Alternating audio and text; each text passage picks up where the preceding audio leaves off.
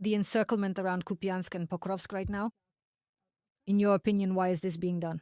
And honestly, is such a scenario realistic at this point? Well, where should we start with the news? With the good news or with the taxi?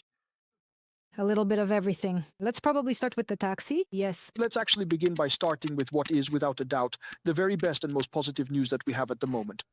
As for the Russian reports that have been circulating regarding a so-called semi-encirclement, well, it is almost an almost cauldron and so on. There really is no basis for that. At the moment, at least, there is currently no sign or indication of any encirclement threat in either Kupiansk or Pokrovsk. Moreover, earlier on, there was actually a very serious and significant threat of encirclement in Myrnohrad, but that particular threat has also, let's say for now, been contained. So there is absolutely no talk of our units being encircled. The Russians just love to hype up this topic of cauldrons and all sorts of imaginary numbers of battalions. And usually, according to them, there are far more of our battalions in the cauldron than we actually have on that entire section of the front. And every time they say, just a little more, just a bit longer, and they'll all have to surrender.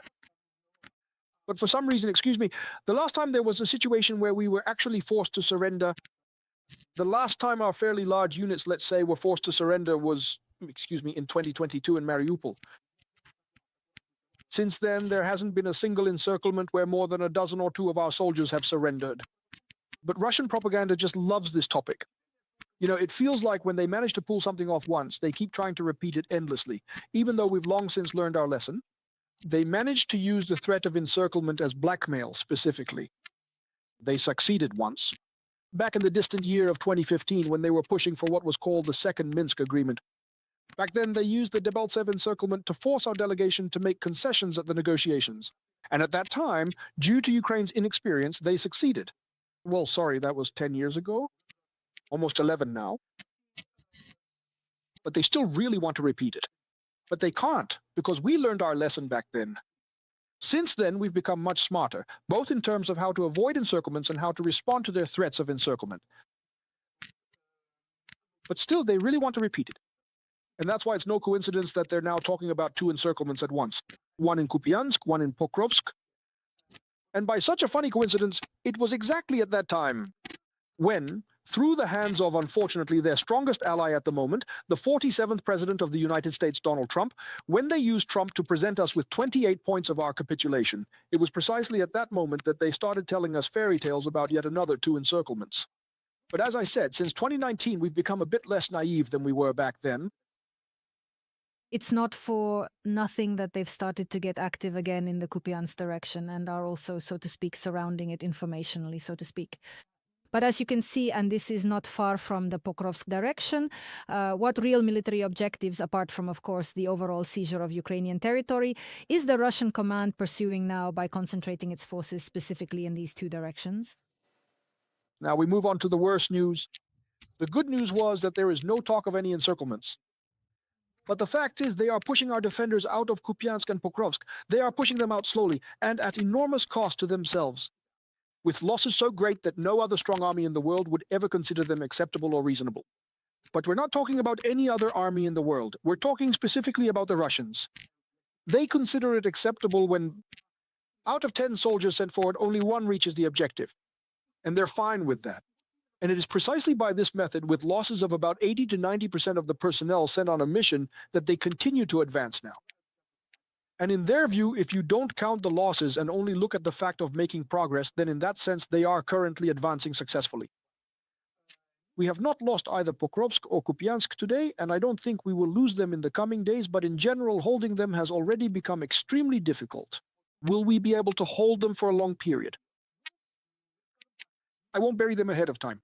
After all, the Russian forces, as we know, entered the strategically significant city of Chasiv Yar in the month of May last year, specifically on the 24th day, and to this very day, even now, they still have not managed to fully take control of Chasiv Yar.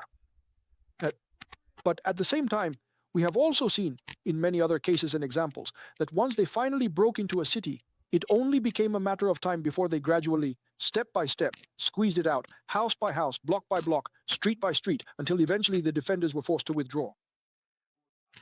And the unpleasant fact itself is that they managed to impose on us the format of street fighting, and unfortunately that's exactly what's happening in both Kupiansk and Pokrovsk. As an infantryman myself, I can tell you this.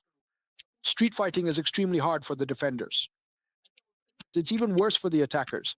But unlike us, they don't count their losses.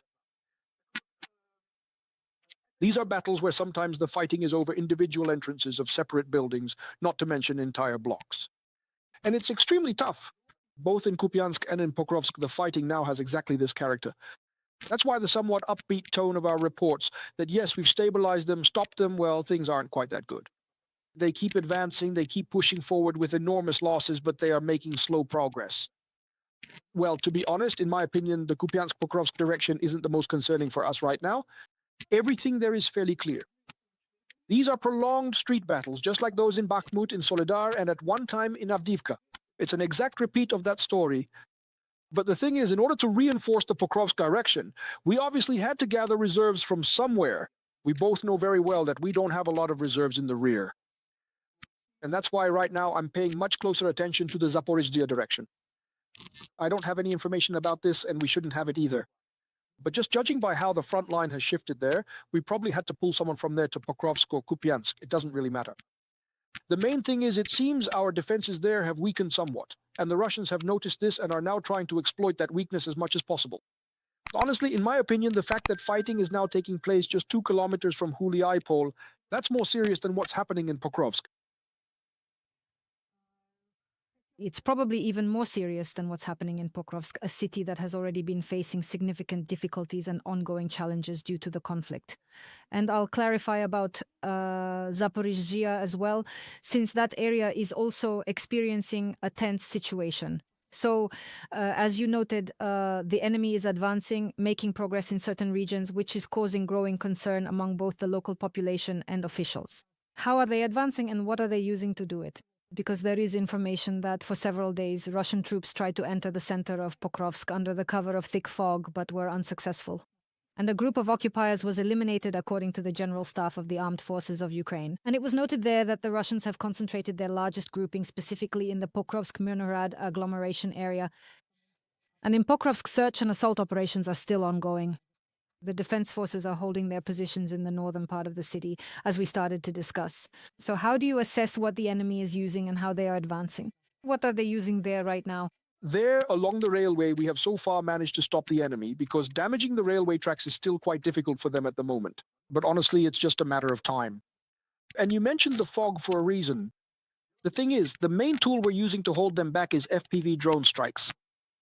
So FPV drones operate using optical systems, meaning the operator needs to see the image. In other words, the operator is essentially flying the drone with their own eyes.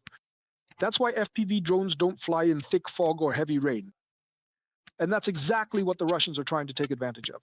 So how are they pushing through? Yes, literally with manpower, in the most direct sense of the word. In other words, right now they're hardly using any military equipment. Although, again, in really bad weather conditions, they try to bring out a small number of armored vehicles, which, for example, didn't happen at all in the summer. But that's exactly how it is. Depending on the weather, they might try to roll out 1 or 2 tanks, roughly speaking. And so far, it's costing them a lot. That is, the weather still isn't bad enough for a tank to go unnoticed on any part of the road. And if it does get spotted, it doesn't survive for long now. A drone arrives quickly, in other words.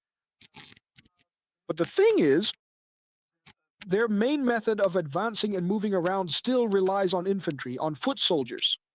So they just keep sending infantry, pushing them forward in small groups, and sometimes even just 1 or 2 people at a time, but they advance simultaneously along the entire front from different directions. And when the weather interferes with drone operators during the crossing, so what do? The task of these infantrymen is somehow in the fog at night to slip through the areas monitored by drones and secure themselves somewhere in the basements. After that, they start using drones to deliver food and ammunition to them there. Then the next groups are tasked with moving over to these already prepared temporary positions. And this way, basement by basement, they gradually take over both Pokrovsky and Kupiansk from us.